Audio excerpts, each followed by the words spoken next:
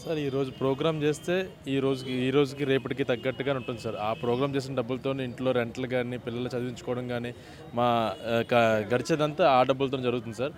ఈ 6 నెలలు సంపాదించుకున్న ఒక ప్రోగ్రామ్స్ చేసి సంపాదించుకున్న దాంతోనే మిగతా 6 నెలలు కూడా నెట్టుకొని రావడం. లేదంటే ఆ 6 నెలలు గడవడానికి వేరొకరి దగ్గర అప్పు తెచ్చుకోవడం. ఇలా చేసుకొని వచ్చిన దాంట్లో నేను సర్దుకొని బతుకుతున్నాను సార్. కరోనా టైంలో కూడా మాకు పైనుంచి ఎటువంటి ఆధారం కానీ లేదు సార్. మా వాళ్ళే పెద్దలున్నారు.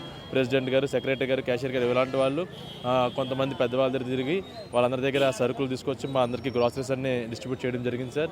అలా మా వాళ్ళే ఇప్పుడు ఎవరికైనా యాక్సిడెంట్ జరిగినట్లయితే మాలో ఒకళ్ళు 500, 600, 1000, 2000, 3000, 5000 అలా వేసుకొని అందరికీ మా యూనియన్ తరపు నుంచే సహాయ సహకారాలు అందుతున్నాయి సార్. మా రిక్వెస్ట్ ఏంటంటే గవర్నమెంట్ కూడా కొంచెం ఈ ఇన్సూరెన్స్లు కానీ, ఐడి కార్డ్స్ కానీ మమ్మల్ని కూడా గుర్తించండి.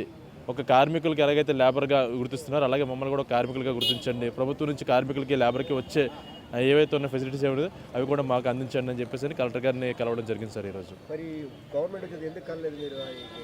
కళ్యాణ్ గారిని గతంలో మీకు 1 అవర్ పాటు మాట్లాడారు కదా, ఇప్పుడు మాట్లాడితే సమస్య మాట్లాడుతుంది అంటే ఇప్పుడు ఆయన కలిసే అవకాశం కూడా మాకు అంటే అంటే ఫస్ట్ పెద్దవాళ్ళ దగ్గరికి వెళ్ళాలని సార్ ఒక రూట్ ఉంటుంది కదా సార్. ఆయన ఆ విధంగా సిపి గారిని కలవడం జరిగింది, కమిషనర్ గారిని కలవడం జరిగింది. ఇప్పుడు కలెక్టర్ గారిని కలుస్తున్నాం. ఆ తర్వాత సాంస్కృతిక శాఖ మంత్రి గారు కందులు దుర్గేష్ గారిని కలవడం జరుగుతుంది. ఆయన ద్వారా పవన్ కళ్యాణ్ గారిని కలవడానికి అవకాశం కోసం ఎదురు చూస్తున్నాం సార్ మేము.